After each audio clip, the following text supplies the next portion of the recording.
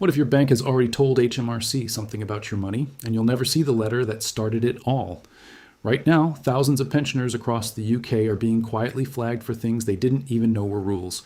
Before we go any further, do me one favor. Tap that like button right now, not at the end, right now, because YouTube uses that early signal to decide whether this video is worth showing to other pensioners who need to hear it. And if you've never subscribed to a channel in your life, let this be the first one. Because what I'm about to walk you through could save you real money this year. I spent most of my working life inside the tax and pension system. I've read thousands of letters that pensioners were too embarrassed or too worried to ask about. And what I noticed over and over again is that the system doesn't explain itself. It just acts. It reports, it flags, it adjusts, and it expects you to keep up. Most people don't find out something changed until the letter lands on the doormat. And by then, they're already anxious about a number they don't understand. So today, I want to walk you through 7 specific things your bank account is doing right now, things HMRC is watching, flagging, or quietly acting on, that most pensioners have never been told about. Some of these are small and easy to fix. A couple of them, if left alone, can cost families real money, sometimes thousands of pounds. I'll explain each one in plain English, tell you exactly what to check, and by the end, you'll know more about your own bank account than most people your age do. Let's start with the one that affects almost everyone watching this. Every single year, your bank sends a report to HMRC listing exactly how much interest your savings earned. You don't do anything. You don't sign a form. You probably don't even know it happens. It's automatic, it's been law since 2016, and it happens whether your savings sit in one account or spread across 10. The bank has a legal duty to report it by the end of May, and HMRC feeds that number straight into a system that cross-checks it against everything else it knows about you, your state pension, any workplace pension, your entire tax history. Here's why this matters more this year than it ever has before. The full new state pension now sits just below the personal tax-free allowance. The gap between what you receive from the state pension and the point where tax would normally start is now down to a matter of pounds, not hundreds of pounds like it used to be. That means almost any interest your savings earn is now technically crossing into taxable territory, and your bank has already reported every penny of it before you even open the letter that follows. This is why so many pensioners with modest, ordinary savings accounts are suddenly getting tax letters they never used to get. It isn't because they did anything differently. It's because 2 numbers that used to sit comfortably apart are now almost touching. If you get one of these letters, and it's called a simple assessment, don't panic and don't just pay it. This is the second thing HMRC is quietly flagging, and it trips people up constantly. A simple assessment isn't an accusation. It isn't an investigation. It's just the method HMRC uses when there's no wage or pension payment to adjust the tax through automatically. If your only income is the state pension, there's nothing for HMRC to tweak behind the scenes. So instead, a letter arrives telling you what they believe you owe. The trouble is, that figure is sometimes wrong. Not because HMRC is trying to catch you out, but because the calculation misses an allowance that most pensioners have never even heard of. This brings me to the third thing, and honestly, it's the one I wish every pensioner in this country knew about. Most people are aware of the personal savings allowance, the first slice of interest you can earn tax-free each year. What almost nobody knows about is a second separate allowance called the starting rate for savings. This one can be worth up to £5,000 of tax-free interest on top of your personal savings allowance, but only if your regular income, like your pension, sits below a certain point. If your only income is the state pension, and for most people right now that state pension sits just under the tax-free personal allowance, you likely qualify for the full amount of this extra allowance. Combined with your regular savings allowance, that can mean the first £6,000 of interest you earn in a year is completely tax-free. £6,000, and most people have never claimed it because nobody ever explained it existed. Let me tell you about someone I'll call Margaret, because her story plays out again and again with different names attached. Margaret is in her 70s, draws the full state pension, and has around £90,000 spread across a couple of savings accounts. With interest rates where they've been, that earns her close to £4,000 a year. A letter arrived saying she owed several £100s in tax. She very nearly paid it without question, because when a government letter tells you that you owe money, most people's instinct is just to pay and move on. It was only because her son happened to see the letter that anyone questioned it. When they checked the numbers properly, it turned out Margaret's income was low enough that she qualified for the full starting rate for savings. Every single penny of her interest was tax-free. She didn't owe HMRC anything. If anything, the calculation needed correcting in her favor.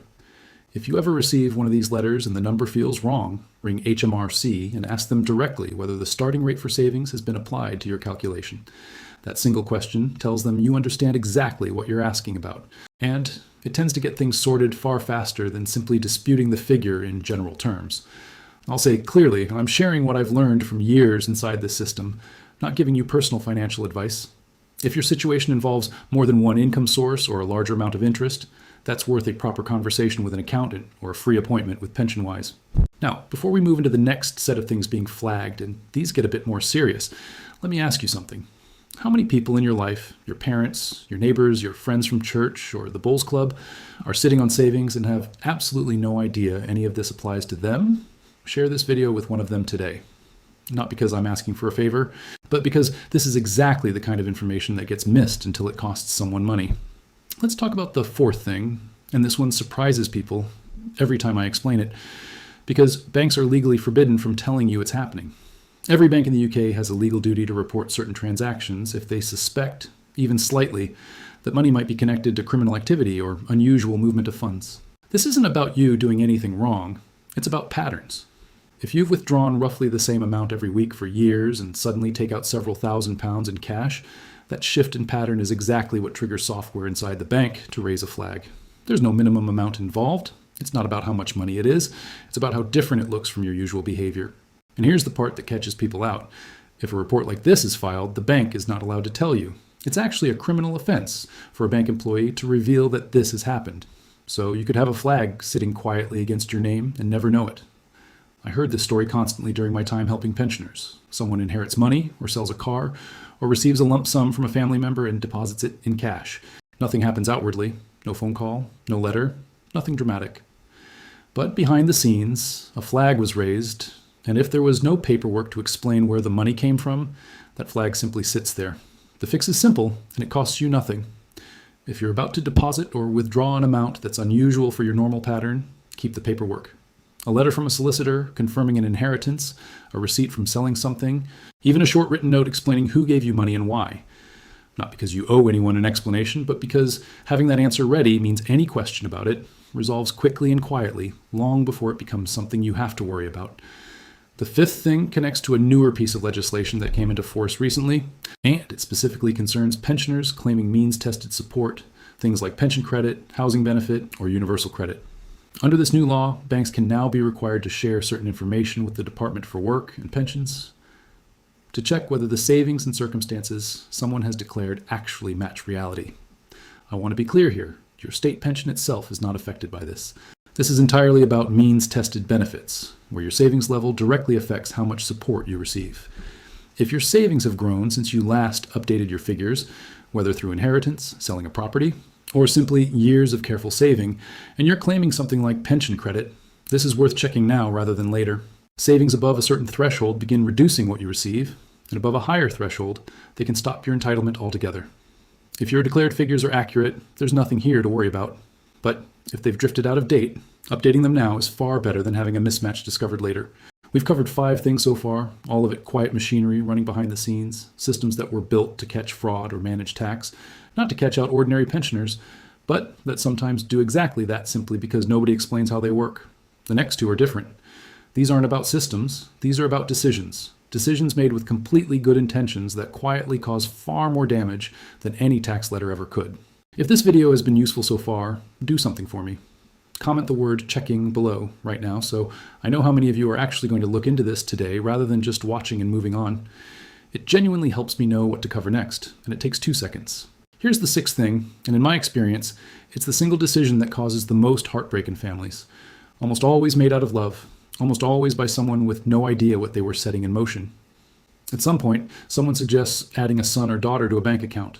It feels sensible, it makes day-to-day help easier, it feels like it simplifies things for later. But here's what actually happens under the law when someone dies with a joint account like this.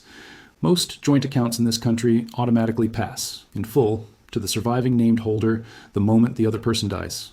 Not through the will, not through probate, straight to whoever's name is on that account. So imagine a parent with 3 children who adds one of them to a bank account purely to make managing bills easier. When that parent passes away, that entire account goes directly to the child whose name was added, regardless of what the will says about splitting things equally. The other 2 children receive nothing from that account, not because their parent intended it that way, but because that's simply how the law treats joint ownership. Nobody explained this at the bank counter when the account was set up. Nobody warned that this single decision could override a carefully written will. And there's more to it than inheritance. If the person added to the account goes through a divorce while the parent is still alive, that money can be treated as a shared matrimonial asset. If they run into serious debt or face bankruptcy, creditors can potentially reach funds in that account because legally they own a share of it. A joint account set up purely to make life easier can quietly turn into a genuine financial risk, all without anyone realizing it happened. There's a much safer alternative, and it costs less than £100. It's called a property and financial affairs, lasting power of attorney. It allows you to appoint someone you trust to manage your money on your behalf, while you remain the sole legal owner for as long as you live. The money stays entirely yours. It doesn't pass automatically to whoever you've appointed. When you die, it goes exactly where your will says it should, through the normal process to everyone you intended, not just one name on an account. The person you appoint can help pay bills, manage your accounts, and step in if you're ever unable to manage things yourself, but they never actually own the money. Your other children aren't cut out. Their creditors can't touch it. Their relationship troubles don't touch it either. It's a small piece of paperwork that protects everyone, set up while everything is calm long before it's ever actually needed. I want to be honest with you. If you wait until it's needed, it's often too late to arrange easily. If someone loses the ability to manage their own affairs without this already in place, the alternative route through the courts takes months, costs significantly more, and leaves a family unable to access or manage accounts during the wait. Bills stack up, decisions stall. It's a stressful position that a simple document, arranged early, avoids entirely. We're deep into this now, and I promised you 7 things. So let's finish with the last one, something that changed recently and that most people reviewing their savings still don't know about. For years, if your bank ever collapsed, your savings were protected up to a set limit through the Financial Services Compensation Scheme. That protection limit recently increased, which sounds like straightforwardly good news, and mostly it is. But here's the detail that catches people out. That protection applies per banking license, not per brand name. Some banks operate more than one recognizable brand under a single shared license. If you've spread your savings between what looks like 2 separate banks for safety, but they actually share the same underlying license, your combined protection only covers the total across both, not each one separately. So if you've split a large amount of savings across 2 accounts thinking you were doubling your protection, and both of those brands share one license, part of your money could be sitting outside protection without you realizing it. It only takes a few minutes to check using the official scheme tool online, and if you have significant savings spread across accounts you set up years ago, it's genuinely worth doing. So that's all 7. Automatic interest reporting that most people don't know exists, simple assessment letters that aren't accusations but are sometimes wrong, a generous allowance most pensioners have never claimed, suspicious activity flags that banks can't legally tell you about, new data sharing rules tied to means-tested benefits, joint accounts that can quietly undo a carefully written will, and a savings protection limit that doesn't always cover what people assume it does. None of this is designed to frighten you. Almost everything here is manageable once you understand it, and most of it simply requires 5 or 10 minutes of checking rather than any real effort. What causes damage isn't the system itself. It's not knowing how it works until it's already affected you. So here's what I genuinely encourage you to do this week. Log into your personal tax account online and check exactly what interest your bank reported for you last year, and whether the starting rate for savings has actually been applied. If you got savings above the new protection limit, spend a few minutes confirming whether your accounts share a banking license. If you're claiming any means-tested support, make sure the figures you've declared still match reality. And if there's a joint account in your family that was set up purely out of convenience, have that conversation now while everything is calm, rather than after something forces the issue. If you've made it this far, you clearly care about getting this right, not just for yourself, but probably for someone else in your life too, a parent, a spouse, a neighbor who trusts you to know these things. So here's my last ask, and it's the most important one. Subscribe to this channel now, because these rules shift constantly, and I'll keep breaking them down exactly like this, in plain English, without the jargon that makes people switch off, and just pay whatever letter lands on their doormat. The gap between the state pension and the tax-free threshold, the one that started this whole conversation, feels small on paper, but it's the reason letters are landing on doormats across the country right now that never used to arrive. It's a small number that explains a very real shift, and now you know it's there. You're no longer one of the people finding this out the hard way. If you know someone who added a child to their bank account because it felt like the simplest thing to do, send them this video today. That's a conversation worth having before it becomes a problem, not after. Thank you for watching, and I'll see you in the next one.